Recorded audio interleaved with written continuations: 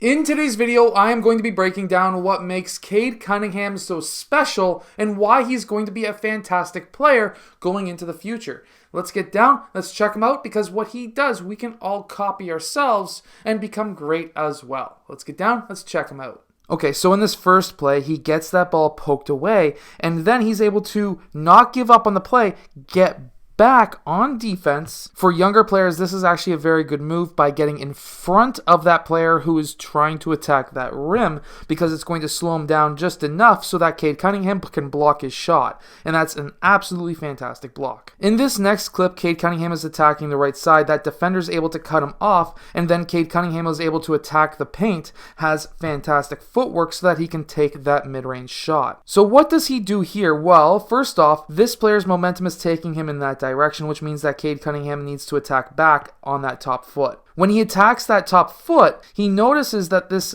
defender is starting to play him straight up. He needs to do some kind of a ball fake to be able to make that defender give him a top foot once again, which what he does is a quick jab cross or a jab in and out dribble to be able to drop that foot. When he does that, he can attack the top foot now, and he attacks the middle. At this time, that defender is able to stay with him. However, that defender is now facing that sideline. What Cade Cunningham does is he does a quick drop pivot, which is a fantastic move. This is actually very similar to a Kobe Bryant or Michael Jordan move, where now that defender is totally lost and Cade Cunningham can take that mid-range shot. Let's not forget that Cade Cunningham has a fantastic accuracy on his passes so that he can get his teammates open layups in the fast break. So coming off here, he was the outlet pass. He is automatically looking down court. You should be doing this as well.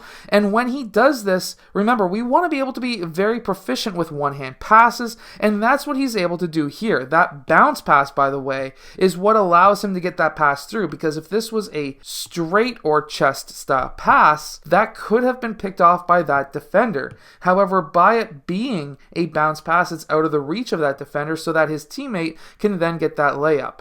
Also, being able to stop on either foot and then take a step back is very useful, and that's what Cade Cunningham is able to do here. He's able to attack left with his left foot first, and then he's able to keep his hand on top of that ball until he plants that right foot. That way, he can take that quick hop, as we see here, so that he can take that shot. If he did not keep his hand on top of the ball here, if he gathered it by having his hand underneath that ball, he would not be able to take that hop. However, by pushing off the left foot, keeping his hand on top of the ball until he lands on that right foot, this means that you can take 2 steps, because you're allowed to take 2 steps when you go for a shot, which means that that hop is perfectly okay to do, and that gets his feet in line, his right side in line with the rim, and he makes that shot. This is almost like a James Harden style step back, but it's all about footwork and hand placement on this ball. Why I say this is because here he crosses and does a quick snatch back. He could have even went through his legs as well, but I'm not going to mention that. But when he does this, he pushes off of his left foot.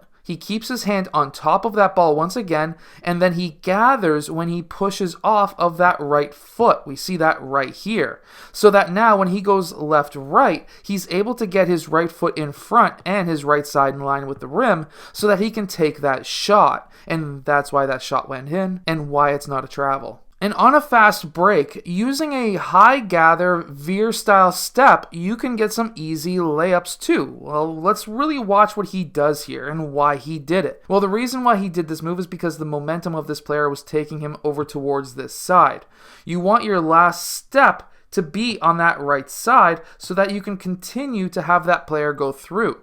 If he tries to reach up, that's even better. Keep that ball high in this case, because now you can keep it away from the defender's hands, and then that second step, take it close to the middle of the key if possible, and you can get yourself an open layup, because it's going to take a lot of effort for that player to turn around. It's not going to happen, and that second step will allow you to have a wide open basket. When you're using a screen as well, always look at what this hedge man is doing. Are they switching totally off on you or not? If they're not, then you could go back the opposite direction between that gap there. It's called splitting the screen. And by attacking back, you can do this by just simply doing an overhand cross over towards your left side in this case.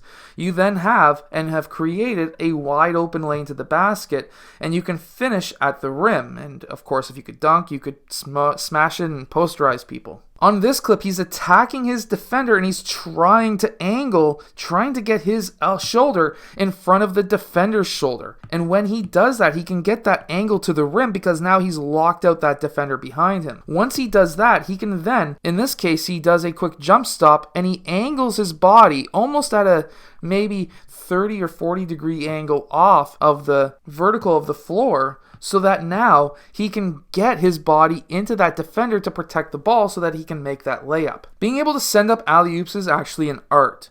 And the reason why I say this is because you have to make sure that you get it into a spot or an area where this player can actually catch it. Also, in an area where a defender will not be able to stop that player on your team from catching it. And what Cade Cunningham does here is he's able to place it literally maybe 2 feet from the rim, which was far enough away from the defender and close enough to the rim so that the player on your team can smash it down. This was a very, very good pass, and we can see that it was at the same height roughly as the backboard. That is the perfect height to send up an alley-oop, right at the bottom level of the backboard.